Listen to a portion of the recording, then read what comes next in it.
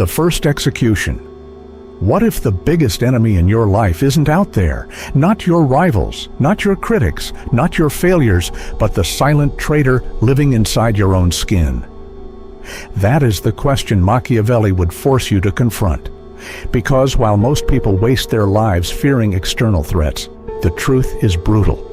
The enemy that destroys you first is always internal. He doesn't storm your gates from the outside. He whispers from within.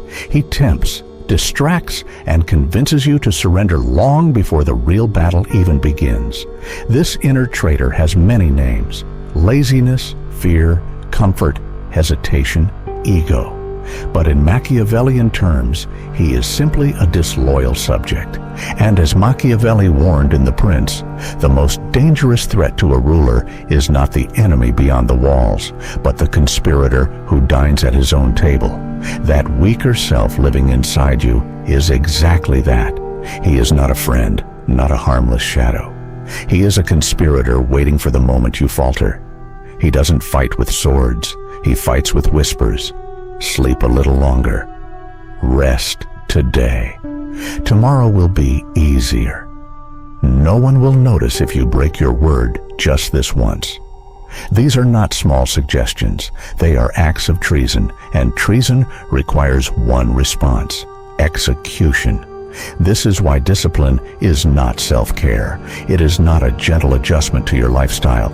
It is not about finding balance or waiting for motivation. Discipline is an act of war, and the first casualty must always be the weaker self that betrays you. Consider what happens when a ruler tolerates treason. The city falls into chaos. Allies defect, enemies circle, the people lose faith, and soon the ruler is no longer feared or respected. The same happens in your own mind. When you allow weakness to live unpunished, you send a message. Softness is tolerated here. Comfort has a seat at the council. Distraction is permitted to advise the throne. And from there, collapse is inevitable. Machiavelli would laugh at the modern view of discipline. Today, people paint it in soft colors, as though it's about journaling with scented candles, taking walks, and finding balance. Number. Real discipline is not balance. It is dominance. It is the ruthless establishment of law within the borders of your own life. That's why the first execution is so essential. Until you have slain the weaker you will always be ruled by him. And make no mistake, he is ruling you now. Every skipped workout, every wasted hour, every indulgence in distraction is not an accident. It is his law in action.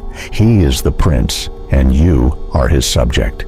But here is where the transformation begins. When you finally put that weaker self on trial, when you strip him of excuses and drag him into the courtyard of your mind, you discover something terrifying and liberating. He cannot survive sunlight. The moment you stop negotiating, the moment you stop explaining, the moment you stop forgiving, he crumbles. Because weakness feeds on tolerance. It thrives on excuses. Starve it of both, and it dies. This is why Machiavelli insisted that a ruler must choose fear over love if he cannot have both. Applied inward, it means your weaker self must fear you. He must know that indulgence will not be forgiven, that betrayal will not be excused, that weakness will not be tolerated. Only then can you govern yourself with the iron hand discipline requires. Ask yourself, do you rule your impulses, or do they rule you? When the alarm rings, who commands? The disciplined self, or the traitor who whispers 5 more minutes? When work demands focus, who wins? The strategist who stays, or the coward who escapes into distraction? Every decision reveals the truth. You are either executioner or prisoner. And here is the brutal reality. You cannot be both. Most people will never make this execution. They will cling to the weaker self because he feels familiar, because he promises comfort, because he whispers lies about balance and rest. They will live their lives under his shadow, making excuses for why greatness escaped them. But you, if you are ruthless enough, will not. you will carry out the sentence. You will end him without ceremony. And in the silence that follows, you will feel something shift. Discipline will not arrive with applause or fireworks. It will arrive with cold clarity. It will arrive with the silence of a throne reclaimed. It will arrive with fear, not of the world, but of yourself, the part of you that is now stronger, sharper, and merciless. This is what people don't understand about discipline. It is not glamorous. It is not comfortable. It is not about feeling good. Discipline is about becoming dangerous. It is about becoming the kind of person who terrifies his own weakness into submission. It is about becoming your own tyrant, your own ruler, your own executioner. And once you've done it, once you've silenced the traitor inside, you will notice something extraordinary. The world outside begins to bend differently. Challenges shrink. Distractions lose power. Comfort becomes unappealing. Because when you can rule yourself ruthlessly, no one else can rule you. That is why Machiavelli's wisdom is timeless. He was not writing only for princes and generals. He was writing for anyone who seeks to govern, whether nations, armies, or their own unruly selves. His lesson is clear. Mercy for traitors is death for rulers. And if you would rule your life, you must be merciless with the part of you that betrays it. So tonight, ask yourself one question. Will you keep serving the weaker self who whispers you back into mediocrity? Or will you end him, reclaim the throne, and begin the ruthless reign discipline demands? Because until you do, discipline will never be more than a word. But after the execution, it becomes law. Tyrant of the self. A prince who is not wise himself cannot be well advised. Niccolò Machiavelli. Most people imagine discipline as democracy. They picture a committee inside their heads, reason casting one vote, desire another, comfort another, fear another. And then they wonder why nothing gets done, why they live lives of compromise, why their days dissolve into negotiations that leave them weaker, not stronger. But Machiavelli would have no patience for this inner democracy. He knew that divided rule leads to collapse. A city with too many voices is a city ripe for invasion. A ruler who listens to everyone eventually listens to no one. That is why discipline cannot be democratic.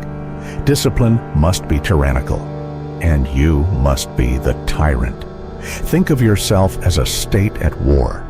Inside, you are factions, hunger, laziness, fear, vanity, lust, distraction. They bicker, they demand, they plot.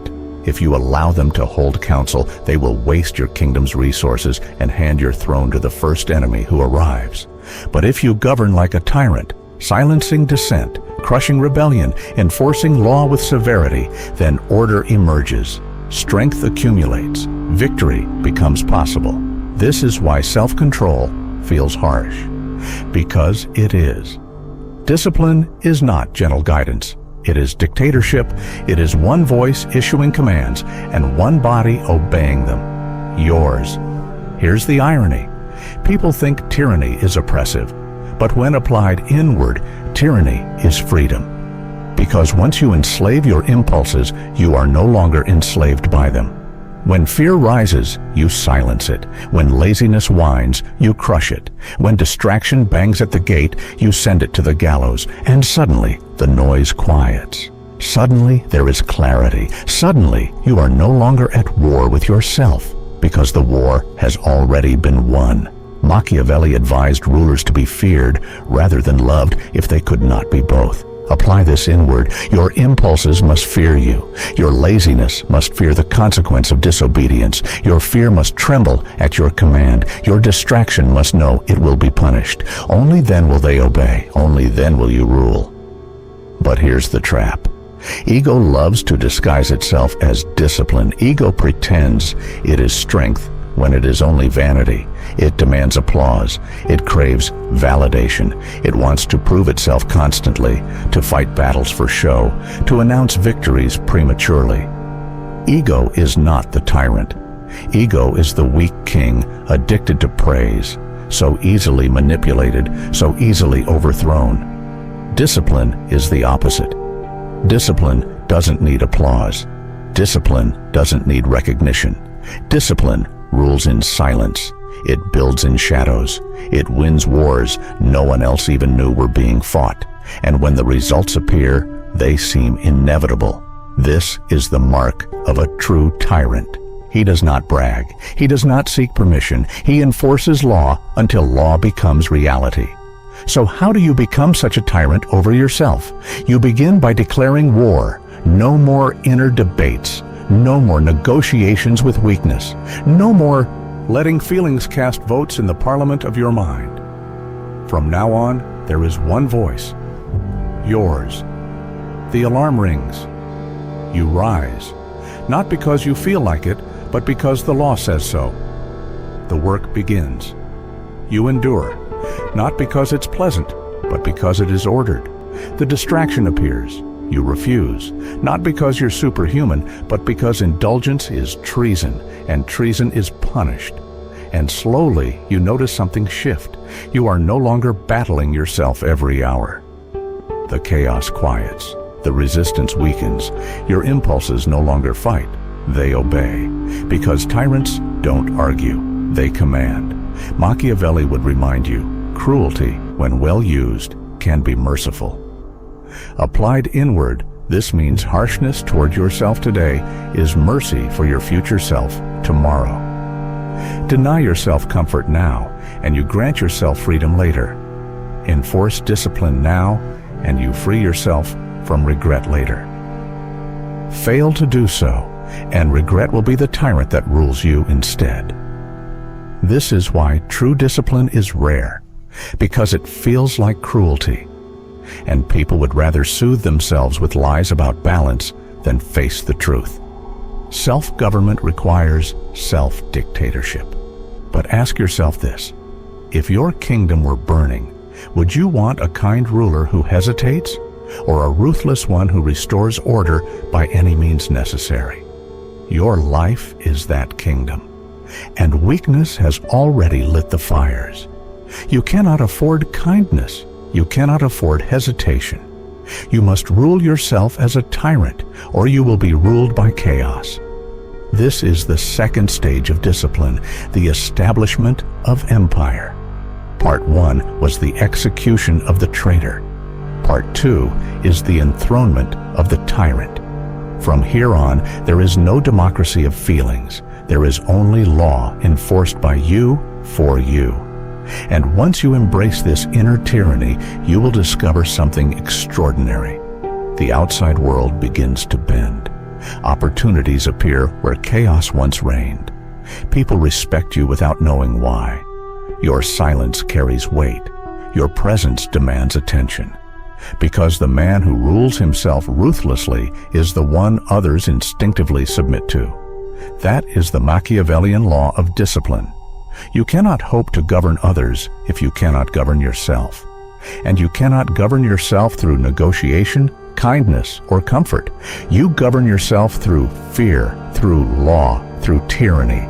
So the question becomes, are you willing to be feared by yourself? Are you willing to crush the rebellion of impulses? Are you willing to wear the crown not as a symbol, but as a weapon? Because until you do, you are not a ruler. You are just another subject in a kingdom of weakness. Time as territory. He who becomes master of a city accustomed to freedom and does not destroy it may expect to be destroyed by it. Niccolo Machiavelli.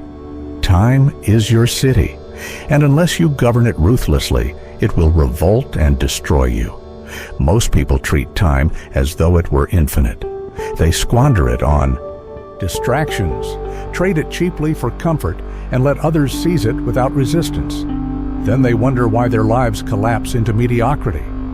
But Machiavelli would say the answer is obvious. They allowed their territory to be governed by enemies. If your hours are your kingdom, who rules them now? Do you? Or do hunger, laziness, entertainment, and chaos rule them in your place? This is the third law of discipline. Once you have executed the traitor and enthroned the tyrant, you must extend your rule beyond the walls of your mind into the territory of time. Because time is the true battlefield. It is where weakness ambushes you. It is where distraction lays siege. It is where victories and defeats are decided, quietly, invisibly, hour by hour. Think of your day as a map of land. Every hour is territory, and every territory will be occupied, either by you or by your enemies. If you do not garrison it with structure, distraction will invade. If you do not fortify it with focus, laziness will establish outposts. And if you do not patrol it with vigilance, comfort will plant flags where your banners should fly. This is why the undisciplined man loses his life without realizing it. He doesn't lose years all at once. He loses them in hours. Hours surrendered to scrolling. Hours surrendered to gossip. Hours surrendered to sleep that went too long. Each wasted hour is not just time lost. It is territory conquered by weakness. Machiavelli warned that a ruler who fails to defend his borders invites invasion. The same is true for you. Defend your hours or lose your life. But here is where the path sharpens. Ruling time is not glamorous. It is monotonous. It is repetitive. It feels like boredom. And this is where most fail, because they confuse boredom with failure. They mistake monotony for stagnation. They believe progress must always feel exciting, always feel new. The disciplined know better. They know boredom is the battlefield. They know repetition is the weapon. They know that greatness is forged, not in bursts of excitement, but in the dull grind of hours spent unseen. Do you know why armies drill endlessly, repeating the same motions until they become automatic? Because discipline is not tested in moments of excitement, but in moments of fatigue. In war, soldiers don't rise to the occasion. They fall to their level of training. The same is true for you. When life strikes, you will not become your goals. You will become your habits. This is why your calendar must look like a fortress. Every block of time assigned, every hour defended, every distraction treated as an invading army. If I opened your calendar today, would it look like the map of a kingdom, ordered, structured, fortified? Or would it look like ruins, scattered and undefended, waiting for enemies to take what they please? Machiavelli advised rulers to prepare for war during peace. Applied here, it means you must militarize your schedule even when nothing urgent is happening, because the war against weakness never ends. The moment you relax your grip, rebellion begins. Ask yourself, how many times have you given away hours with the excuse that it's just one? But cities fall one street at a time. Kingdoms collapse one province at a time, and your life is no different. That is why the disciplined treat every hour as sacred. To outsiders, it looks obsessive, but to those who understand power, it looks inevitable, because he who rules time rules outcomes. He who wastes time is already conquered. Here's the paradox. The more ruthlessly you structure your hours, the more freedom you gain. Why? Because when you command your schedule, you command results. You no longer chase opportunities. They chase you. You no longer beg for progress. It is the natural product of territory ruled. Freedom is not the absence of structure. Freedom is the product of absolute structure. This is where others break. They want the results of discipline without the monotony. They want the kingdom without the law. They want the freedom without the tyranny. But you cannot skip the grind. The grind is the throne. Remember, boredom is not your enemy. Boredom is your crucible.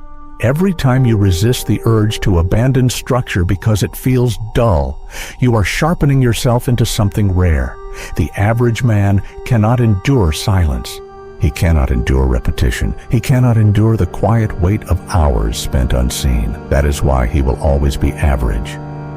But you, if you endure, will become unrecognizable. not because of one great day, but because of thousands of ordinary hours strung together into something extraordinary. This is the Machiavellian lesson of time. You do not own what you do not govern. If you cannot govern your hours, you cannot govern your days. If you cannot govern your days, you cannot govern your years. And if you cannot govern your years, you will never govern your life. So the question stands, who rules your time right now? You or your enemies? Because the hours will not remain empty. Someone will rule them. Either the tyrant you have become or the traitor you failed to execute. And that decision will decide everything. Psychological warfare. Men are driven by two principal impulses, either by love or by fear. Niccolo Machiavelli. Most people never realize that discipline is not just about what you do. It's about what you deny. It's not about how loudly you act, but how silently you endure. Discipline is psychological warfare, and your mind is both the battlefield and the weapon. Here is the secret. The strongest man is not the one who charges hardest, but the one who can sit still the longest. The loudest man is not the one who commands the room, but the one who says nothing and makes the room lean in. The richest man is not the one who spends, but the one who withholds. Discipline at its highest form is the art of restraint. Why does this matter? Because in a world addicted to instant gratification, the man who can wait terrifies everyone else. Think about it. Every company, every platform, every scheme in modern life is designed to destroy your patience. Click now, buy now, watch now, indulge now. They want you soft, reactive, predictable. But Machiavelli would remind you, the predictable are ruled. The unreadable rule. This is why delayed gratification is not just a self-help slogan. It is a weapon. Every time you delay comfort, you sharpen fear in others. They cannot understand how you wait. They cannot comprehend how you endure. And when they cannot comprehend you, they hesitate. That hesitation is your advantage. Machiavelli praised rulers who inspired fear not through cruelty alone, but through unpredictability. When people cannot anticipate your next move, they tread lightly. Applied inward, this means your impulses lose power when they cannot predict your obedience. Every time you resist them, you weaken them. Every time you hold silence against craving, you break their grip. Until finally, they fear you. But there's another battlefield most ignore: emotion. Emotions are useful. They reveal truths. They ignite action. They connect us. But emotions, unchecked, are rebellions. Rage hijacks reason. Desire dismantles structure. Fear paralyzes progress. If you do not discipline your emotions, they will discipline you. Here's where psychological warfare deepens. Discipline means weaponizing your emotions instead of being ruled by them. Anger becomes focus. Fear becomes vigilance. Desire becomes fuel. But only when caged, only when ruled. Machiavelli wrote, "It is better to be feared than loved if you cannot be both." Applied inward, this means your emotions should fear you more than they crave your attention. Your anger should not trust it can erupt unchecked. Your desire should not assume it will be indulged. Your fear should not believe it can halt you. They must all know that you are their tyrant. This is why silence is such a powerful weapon. Silence is not emptiness. Silence is dominance. When you resist the urge to speak, you deny others your inner map. When you refuse to reveal, you force them into speculation. When you remain still, you let them show their hand while you reveal nothing. Silence is psychological warfare perfected. Think of the last time someone gave you the silent treatment. Didn't it drive you mad, make you question, force you into overthinking? That's the power of withheld words. Now imagine wielding that power deliberately, not out of pettiness, but out of strategy. That is the discipline of silence. But silence is not only external, it is internal. The man who can sit in silence with himself, no music, no phone, no distraction, is unbreakable. Why? Because boredom is the torture most cannot endure. They would rather drown in noise than face their own reflection. But if you can face it, if you can train in it, then you discover what others fear: clarity. This is why solitude and silence are crucibles. They burn away weakness. They strip you of illusions. They reveal who you are when no one is watching. And once you can endure that, the world loses its grip. You no longer need approval. You no longer need distraction. You no longer need comfort. You are free, and freedom terrifies those still enslaved. Now ask yourself, could you wait while others rush? Could you stay silent while others beg for attention? Could you endure boredom while others panic for stimulation? Because if you can, you wield weapons most will never touch. This is where discipline transcends habits and becomes power. The disciplined man doesn't just control his time, he controls perception. He doesn't just master action, he masters inaction. He doesn't just resist temptation, he turns resistance into intimidation. Look around. Who is more feared, the one constantly announcing his plans or the one who never speaks until the strike? Who is more powerful, the one who indulges every craving or the one who seems immune to desire? Who is more respected, the one who reacts emotionally to every slight or the one whose face remains unreadable? You already know the answer. Machiavelli taught that fortune favors those who prepare in silence and strike with precision. The world calls it discipline. He would call it strategy. The disciplined man is not a monk. He is a strategist. He is not passive. He is patient. He is not silent because he has nothing to say. He is silent because he is watching, calculating, waiting. And when the time comes, his strike lands with the weight of inevitability. So the next time you feel the urge to indulge, to explain, to react, remember this: restraint is not weakness. Restraint is rule. Silence is not emptiness. Silence is fear made flesh. Waiting is not losing. Waiting is building inevitability. Discipline at its highest form is not about what you add to your life. It is about what you withhold, and that is why it becomes psychological warfare. The world will not understand it. They will call you cold, distant, obsessive, but that's because your patience exposes their weakness. Your silence exposes their desperation. Your restraint exposes their lack of control. They will hate you for it, but they will never ignore you. Because the man who governs himself with ruthless restraint becomes more than disciplined.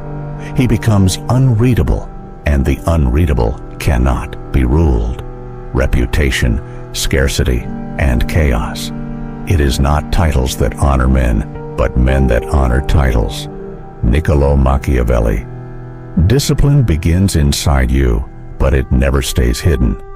Over time, it radiates outward, shaping how the world sees you. And here lies the final law of Machiavellian discipline. Reputation is armor, scarcity is value, and unpredictability is power.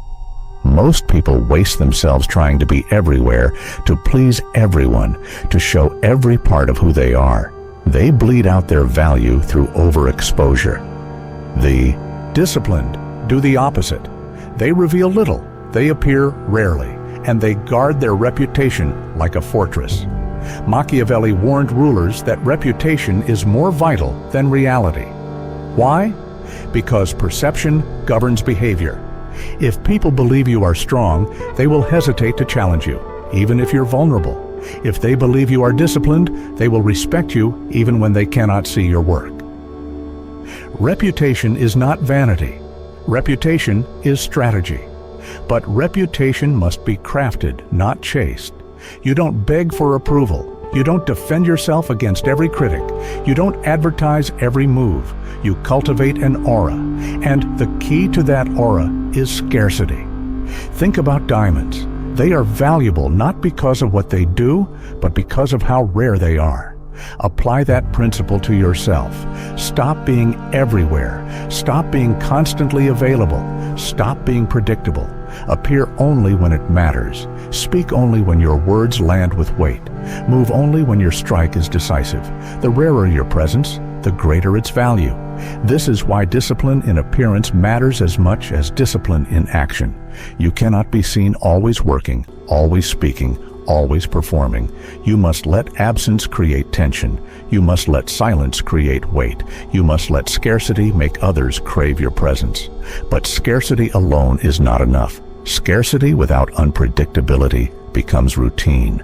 That is why the final layer of Machiavellian discipline is controlled chaos. Machiavelli knew rulers must balance reliability with fear. Too predictable, and enemies plot with confidence. Too chaotic, and allies abandon you. The art is in mastery of appearances, steady enough to be trusted, unpredictable enough to be feared. Applied to discipline, this means structure rules your life, but from the outside, no one can fully map your next move. One day, you are silent. The next, you strike. One day, you endure. The next, you advance. They cannot anticipate you. And that uncertainty breeds respect and fear. This is where your discipline becomes something greater than self-control. It becomes psychological influence. People start to measure themselves against you. They notice your silence. They feel your scarcity. They wonder at your unpredictability. And all the while, your reputation grows. But here's the warning. Reputation, once broken, is nearly impossible to repair. Machiavelli cautioned rulers to avoid being hated, because hatred corrodes power faster than weakness. The same applies here. Guard your reputation ruthlessly. Do not stain it with petty indulgences, with public weakness, with uncalculated acts. Every appearance should reinforce your aura. Disciplined, unreadable, inevitable. Ask yourself, how do others speak of you when you're not there? Do they say you're reliable, sharp, focused? Or do they whisper about your inconsistency, your weakness, your chaos? Because reputation is the echo of your discipline. You may work in silence, but silence always leaves a trace. Here lies the paradox. The more disciplined you are, the more myth you create. People project strength onto what they cannot see. They imagine ruthlessness in your silence. They imagine depth in your scarcity. They imagine brilliance in your unpredictability. Whether you are always that strong doesn't matter. What matters is they believe it. And belief governs behavior. This is why discipline cannot end with self-control. It must culminate in legend. You must transform your life into a narrative where every action reinforces your myth. Every silence deepens it. Every scarce appearance magnifies it.